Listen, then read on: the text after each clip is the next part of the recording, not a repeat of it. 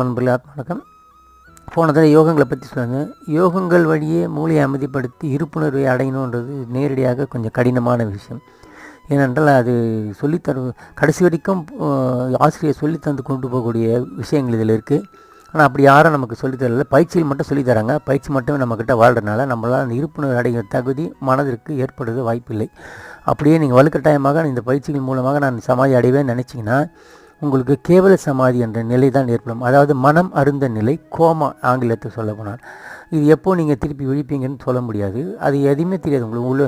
என்ன பண்ணுங்க, அப்படியே மனம் அருந்த நிலை. மனம் அறக்காமல் மனம் அப்படியே ஈர்ப்பில் அடங்குற நிலை தான் சமாதி. அந்த நிலையை இந்த பயிற்சிகள் உங்களுக்கு கொண்டு போகிறதுக்கு வாய்ப்பு இந்த காலத்தில் குறைவு. அதனால் இந்த பயிற்சிக்கு வெறும் மனத்தை ஒருநிலைப்படுத்துறதுக்காக மட்டுமே பண்ணிவிட்டு அதுக்கப்புறம் நேரடி விசாரணைகள் நமக்குள் திசை திருப்ப வேண்டும். அப்படி பண்ணால் அப்போ உண்மையான தியானத்தை நாம் அதை செய்ய முடியும். நன்றி.